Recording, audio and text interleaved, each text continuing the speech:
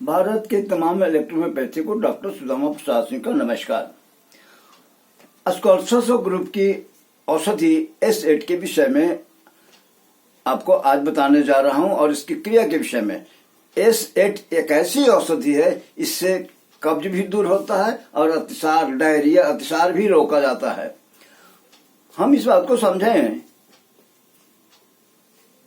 पिछले एपिसोड में हमने गलती से S8 के स्थान पर एस्टिन कहते चला गया।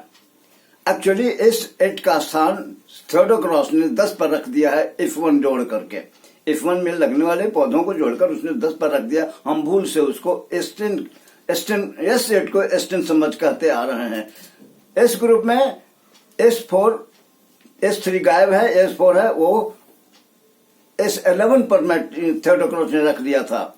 S7 भी S6 के बाद S7 गायब है, उसको थियोडोक्रॉस ने मैटी ने अगर नहीं कहा होता मैरीना तो पकड़ में नहीं आता, 12 पर रख दिया। और S8 S1 S3 को मिलाकर उसको रख दिया 7 के बाद 8 पर, लेकिन वास्तव में S8 ओरिजिनल है। मैटी ने 9 पौधों से उसको बनाया था। खासियत यह है कि S5 में लगने वाला पौधा बेरेबेरिस वेलेरिस को भी उन्होंने S8 में शामिल किया है। एक्चुअली ऐसी शब्द आया कहां से? काउंसिलर मैटी जब जापान में हो रहे पब्लिक हैजा के महामारी से परेशान था, वहां पर S8 का इस्तेमाल मैटी ने किया, लेकिन काम नहीं आया, वो रिजल्ट नहीं मिला जो मिलना चाहिए। तो पुनः एक्सपेरिमेंट किया और S8 में S5 को मिला दिया और तब इसका इस्तेमाल किया तो बड़ी मिरेकल रिजल्ट मिला। हैजा खत्म हो गया और काफी नाम उनको वहां मिला। वहां से लौटने के बाद उन्होंने अपने द्वारा बनाए गए एक नुस्खा मिश्रण को उन्होंने SG कहा, अपने। अब मैं आपको बताता हूं कि एक्चुअली कब्ज क्या है और अतिसार क्या है। S8 डाइजेस्टिव सिस्टम की मास्टर रेमेडी है, S1 से भी बेहतर। S1 है, S1 सस्टेशनल फ्लूइड से जो मटेरियल सेल में इंसर्ट करने वाला होता है, उस पर उसको डाइजेस्टिव लेवल पर डाइजेशन का काम S1 करता है। लेकिन डाइजेस्टिव सिस्टम जिसको हम आंत, पैंक्रियाज, स्प्लीन, यकृत, पित्त नली कहते हैं, इस पर क्रिया S8 का है। S8 जब हम आहार लेते हैं तो आहार की मात्रा 800 ग्राम होती है।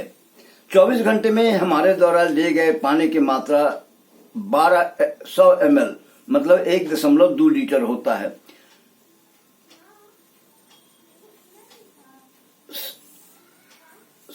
सरल आंत का एक जरा सा मैं समय ले रहा हूं। लाला रस ग्रंथि और अन्य ग्रंथियों द्वारा अमाशय तक पहुंचने के पहले तक 1.5 लीटर रिसाव होता है। लाला रस ग्रंथि सलाइवा से 1.5 लीटर रस रिसता है। लेकिन जो खैनी खाते हैं, गुटखा खाते हैं, उनकी डाइजेस्टिव सिस्टम, तंबाकू खाते हैं, मसाला खाते हैं, उनकी डाइजेस्टिव सिस्टम गड़बड़ हो जाती है। वो लाला रस को अपने गुटखा और इसके साथ बाहर फेंक देते हैं। डाइजेस्टिव सिस्टम में वो नहीं, आंत में नहीं पहुंच पाता है और तब गड़बड़ी होती है। 2 लीटर हमारा अमाशय रिसाता है। अमाशय की जो ग्रंथियां हैं, मेसेंट्री ग्लैंड्स जिसको हम लोग कहते हैं, वो 2 लीटर रस रिसाता है और 500 ml, आधा लीटर हमारा पित्त और यकृत के रस रिस कर आते हैं और 1.5 लीटर पैंक्रियाज से रिस कर रस आते हैं। कहाँ? पैंक्रियाज के ड्यूनम में। और वहां से 1.5 लीटर आंतों के रस द्वारा जो रिसाए जाते हैं, उनमें एंजाइम भी होता है। डाइजेशन के बाद मलाशय तक पहुंचते पहुंचते, मलाशय के पहले बड़ी आंत तक पहुंचते पहुंचते 350 ml ही रस रह पाता है और फिर बड़ी आंत से भी सोख लिया जाता है। तब मल के साथ मात्र 100 ml निकलता है और 50 ग्राम हमारा पाचन क्रिया के बाद अपशिष्ट निकलता है। अगर 100 ml से पानी कब्ज तब कब्ज होगा। अगर 100 से कम पानी मल में मलाशय में पहुंच रहा है तो उसको हम कब्ज कहेंगे। और 100 ml से 200-500 ml तक अगर मल के साथ पानी निकल रहा है तो मल मतलब अपशिष्ट पाचक ऊपर निकल रहा है तो हम उसको अतिसार कहेंगे। अब इन दोनों पर अब जरा सोचिए कि कब्ज कैसे दूर होता है एसिड से और अतिसार कैसे दूर होता है। हम एक्सपेरिमेंट करके हमारे संस्था ने देखी, इलेक्ट्रोपैथी इंस्टीट्यूट ने, कि जब कब्ज की स्थिति होती है तब मात्र 2 से 5 गोली हम S8 का इस्तेमाल करते हैं दिन भर में 4 बार 5 बार, तो कब्ज दूर हो जाता है। आंत का काम, सब अवशोषण का काम सुचारू रूप से चलता है और मल के साथ 100 ml पानी बाहर जाता है तो कब्ज दूर हो जाता है। फिर इसके उल्टा आमाशय की क्रिया को दुरुस्त करने के लिए, अगर अतिसार हो गया तो दूर करने के लिए उसी S8 की भारी खुराक हम देते हैं, ज्यादा मात्रा मिलाकर देते हैं। इस बात को आप समझिए कि जितने डाइजेस्टिव सिस्टम की जो क्रियाएं हैं वो सभी पैरासिम्पैथेटिक नर्व्स के माध्यम से होती हैं। S1 सिंपैथेटिक नर्व्स की दवा है, ठीक इसका उल्टा S8 पैरासिम्पैथिक नर्व्स की क्रिया है। हमने बार बार हम लोगों ने प्रयोग करके देखा है कि S8 कब्ज को दूर करता है और अतिसार को भी दूर करता है। शायद ही किसी पैथी में इस तरह की पौधा हो कि एक ही पौधा 2 तरह की क्रिया करती है, एक ही औषधि दोनों तरह की क्रियाएं करती हैं। ऐसा शायद ही किसी पैथी में हो, अभी तक हमने ऐसा अध्ययन किया नहीं है। अच्छा, कब्ज अगर हो तो आप अपने रोगी को क्या परामर्श देंगे? कब्ज की स्थिति में जो रोगी कब्ज से सफर कर रहा है उसको मांसाहार से परहेज कराना चाहिए। मांसाहार से कभी भी खाने के लिए नहीं, इसलिए कि मांस पचता नहीं, सड़ता है। और आहार में केवल रेशेदार पदार्थ दिया जाना जरूरी है। रेशेदार जिसमें सेल्यूलोज है वो स्मॉल इंटेस्टाइन के पेरिस्टाल्टिक मोशन को रेगुलेट करता है।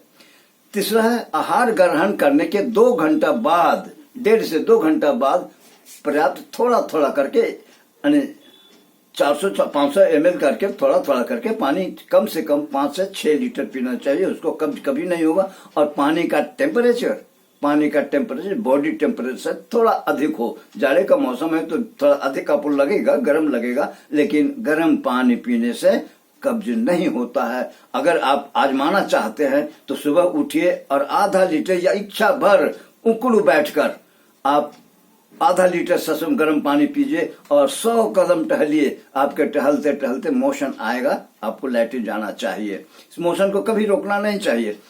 फिर आज का जमाना में फ्रिज का चलन हो गया है। फ्रिज का पानी कभी मत पीजिए, गर्मी हो या ठंडा हो। गर्मी के दिनों में भी बॉडी टेम्परेचर से थोड़ा सा अधिक गर्म पानी पीना चाहिए। उषा काल में तो पानी जरूर पीना चाहिए, जो भी मैंने बताया कि सुबह उठ के आप गर्म पानी पीजिए, कब्ज दूर होगा। उसी तरह पराठा, पूरी या बसा में तली हुई आहार को नहीं लेना चाहिए। और औषधि अनुपान के काल में तो खट्टा से परहेज कराना ही चाहिए। इसीलिए मैटी ने अल्कोहल का प्रश्न हमने बताया कि पीएच वैल्यू 2.8 से लेकर 3.5 तक होता है। और इसीलिए अल्कोहल में इलेक्ट्रोपैथी की दवाइयां नहीं। अब सवाल उठता है कि एसिड की दवा हम बनाए कैसे? 5 ml D3 के टिंचर को 45 ml रेक्टिफाइड स्पिरिट में 450 ग्राम गोली को भिगा दीजिए और 24 घंटा उसको बोतल को जिस पात्र में रखा है उसको उलट पुलट करते रहिए। और 24 घंटा के बाद उसके प्लास्टिक के सीट पर गोलियों को फैला दीजिए। स्पिरिट है वेपर बन के उड़ जाएगा।